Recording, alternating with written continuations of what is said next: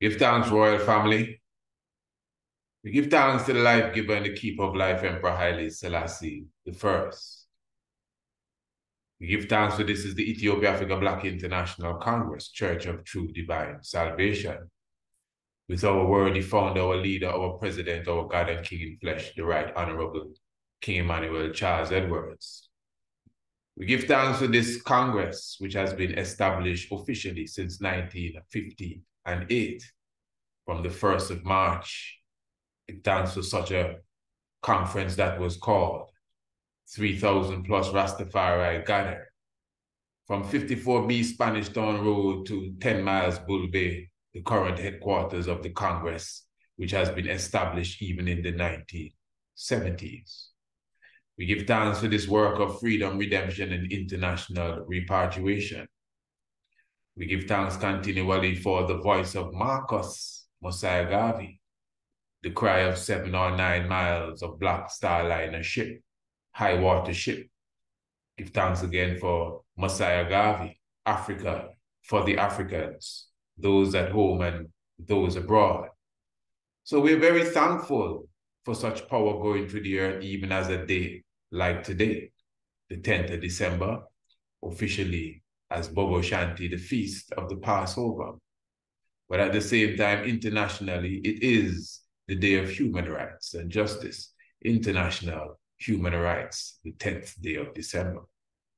Astronomically, at the setting of the sun, will be the perfect rising of the constellation of Sahu, which is known as the constellation of Orion. So, royal family, give thanks for all those who are in the celebration mode. Give thanks for those who are reminiscing and meditating on this beautiful and wonderful day. Give thanks for this day, also referred to as a day of atonement. Give thanks for a day that is dedicated to the peacemakers.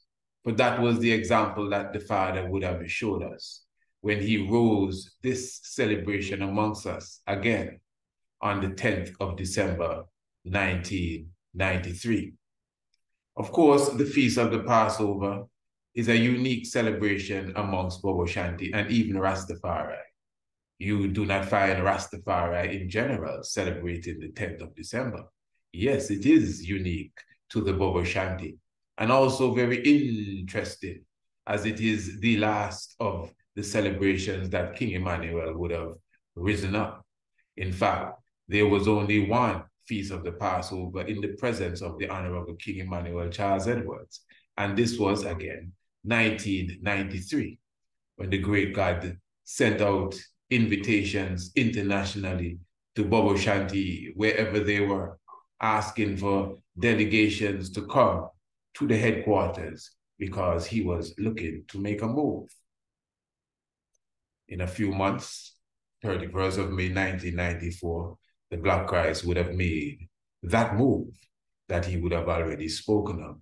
No one understood the move that he was going to make. But this is an ancient African tradition. This is the African spirit. This is why Marcus Garvey clearly shows you, look for him all around you. Look for him in the whirlwind. Look for him, the earthquake, thunderstorm. If death has power, count on him to be the real Marcus Mosiah Garvey that he wants to be. So again, royal family, we are celebrating the moment, anything that has been established by the Black Christ. We celebrate. It's not just about the day. It's not just about the human rights, but it's about the man. We would have searched the prophecy. We would have searched the mystics, the mysteries. We would have panned the heavens.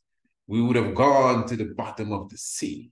We would have opened the chemistry books. We would have gone into the physics laboratory, biology, astrology, and even going down to archaeoastronomy, paleontology, anthropology. Everything says Rastafari. So this is why we glorify the high priest amongst us, Rastafari. The said Melchizedek without father, without mother, Rastafari. Obviously in symbolic tones, but esoterically we comprehend what it means. without beginning of days, without the ending of life. Rastafari. So again, we celebrate this beautiful day. But what does the oneness of heart mean? And this is the message today throughout all members of the Congress. As I would have said in a previous program, when you look at the word atonement, you obviously see at one meant.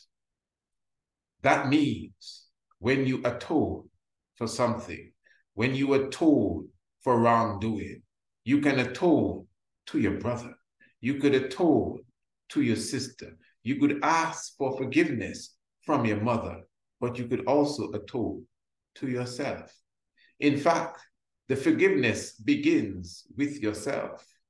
In fact, the recompense starts inside of you before you can even go to someone else. When you do someone wrong, not that you are taking the blame when you know you were not really wrong, but when you know you were wrong, that means you have to atone to yourself first, because it would have been whatever came out of you that would have offended another individual. Now again, there are cases where an individual may be a bit too thin-skinned, and you did not go with the intention to offend. In fact, you were just speaking the word of right, and maybe ones were not rooted as much as they should be. And just like a breeze that passed, it could blow down a tree that is not rooted properly in the ground. And ones may have been offended. And because you have a more mature mentality, you're not afraid to say, all right, tell you what, I'm sorry. I see I would have hurt you. I'm sorry. But one of these days, me and you need to sit down so I could explain what I was trying to tell you properly. That's being mature, understanding the feelings of another. But again, when you know to yourself, like, wow, that's how I dealt with her. Wow, you mean to tell me that I did him that?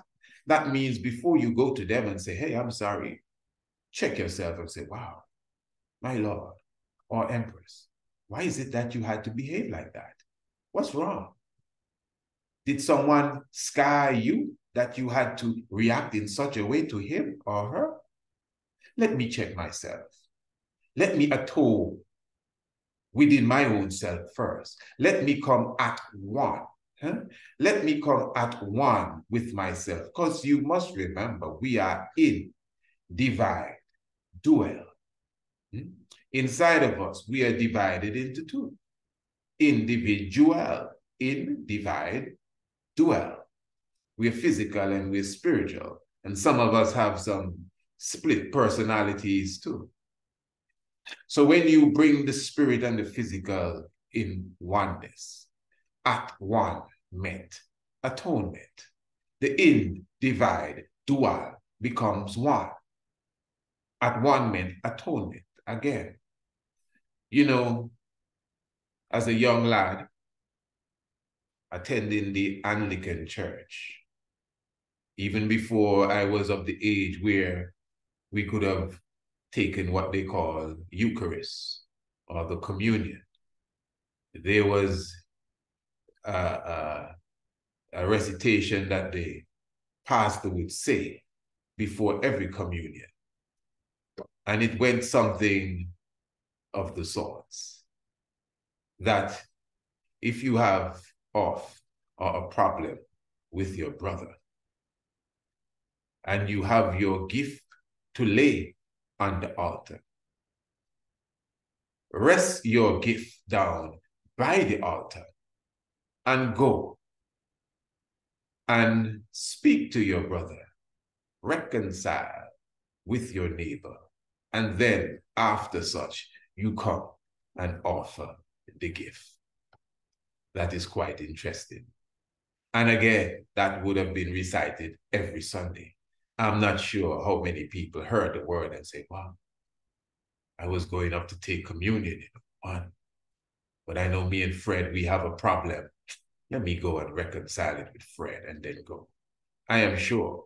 And when I say I'm sure, not assumingly sure, I know for a fact, children know everything that's going on in the church. There were people in the church that were not speaking with one another. I'm positive of that. Yeah.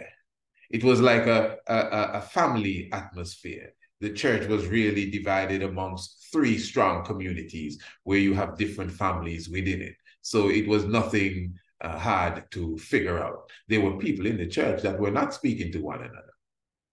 I wonder if they're speaking to each other now. Well, some of them would have passed on too. But every Sunday, the pastor said, if you have a problem with your brother or your sister, just rest your gift before you come and take any communion with the Lord. Go and talk, commune with them first, and then you can come back and talk to the Lord. Now, what is that saying to us? Is it saying that if you don't work it out with your brother, the Lord don't want to talk to you? Now, it may not be as harsh as that, but it's somewhere along the line.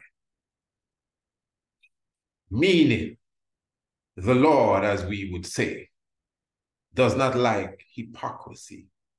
You got to keep in mind that you are the Lord. The Lord dwells in you.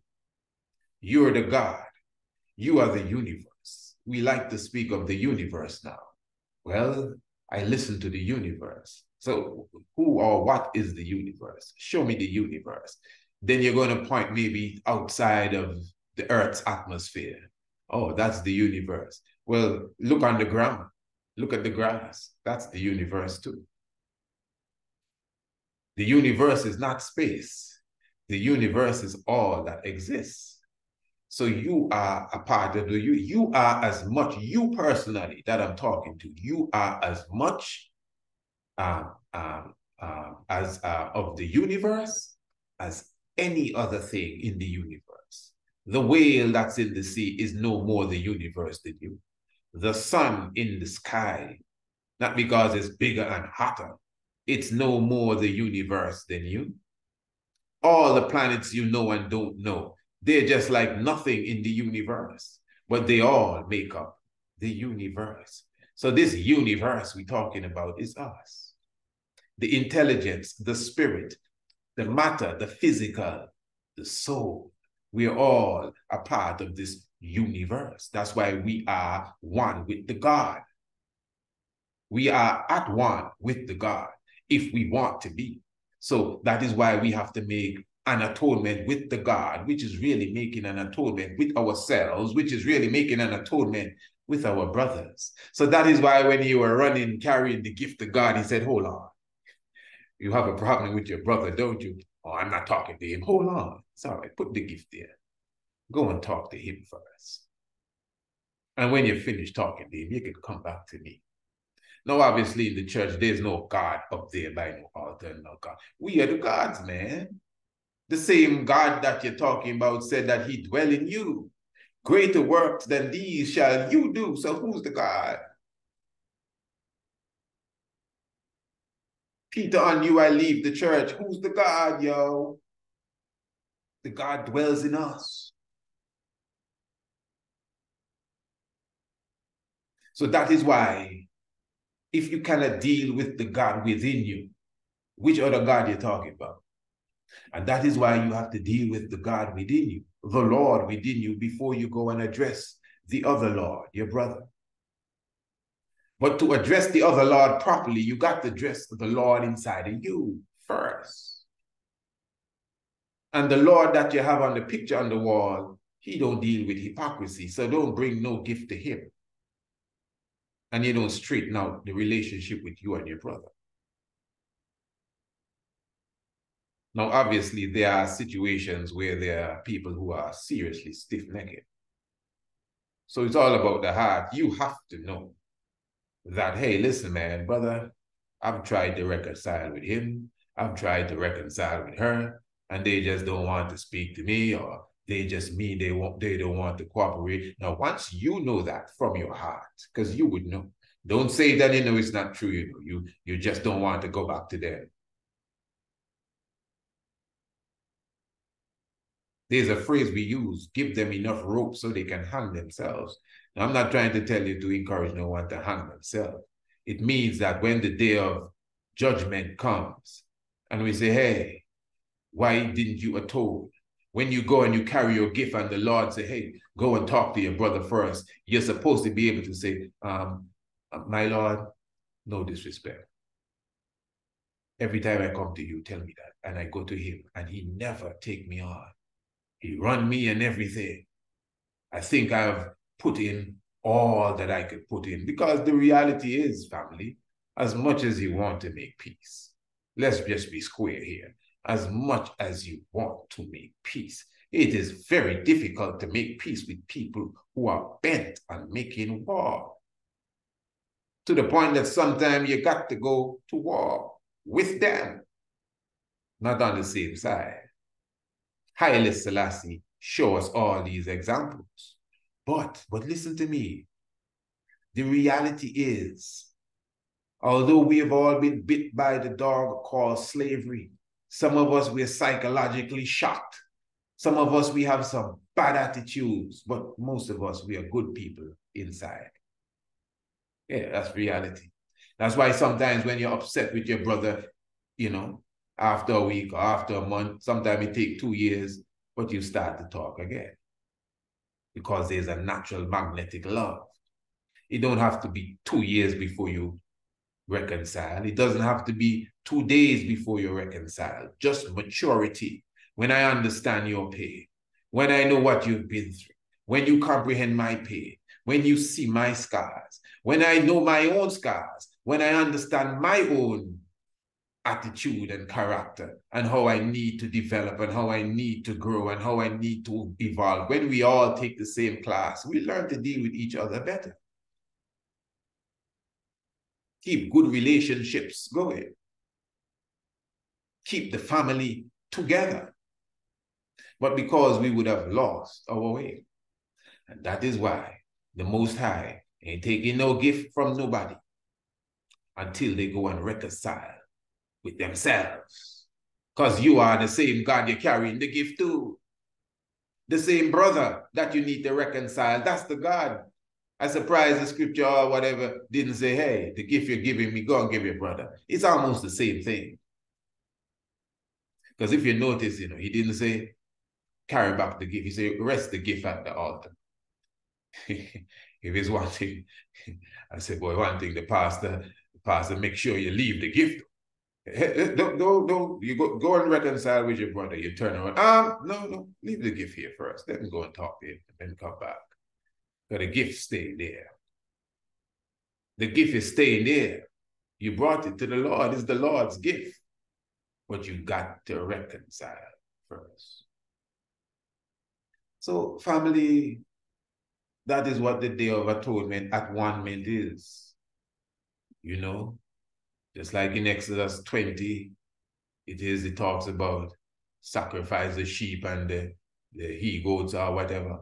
When you read in the Bible about sacrificing the goat, like on the Passover day, it's sacrificing the lower self, killing the lower nature, destroying the beast. Because we are physical, which can be considered the animal self or the lower selves. We are animals, you know, mammals, and produce milk and all of that. So we, you know, you don't have to be offended. You don't have to be offended. But you know the real you is not this. The real you is your spirit and your soul. That's not an animal. That's not a mammal. You know, it's not a vegetable. It's not a vertebrate or an invertebrate. But it's housed in this physical form that is called a human being. Some scientists say that this human being evolved from something else. You follow this? So it's deep. So it's all about disciplining this physical that we are in as well. But as spiritual beings, again, we are the God because we are one with the God. You know, we are the universe because we are one with the universe. So that's why we deal with each other as we're dealing with the God. That's why the God say, hey, don't talk to me until you talk to her. That's why we say I and I, Selassie, Jah, Rastafari. Give thanks, royal family. Heart of celebration. Four winds universal. Earth, sky, and sea. I bid you farewell, joy, and happiness from the throne of mighty King Emmanuel. Kedas Emmanuel I, Selassie I, Jah Rastafari. Heart of celebration. Blessed Lord.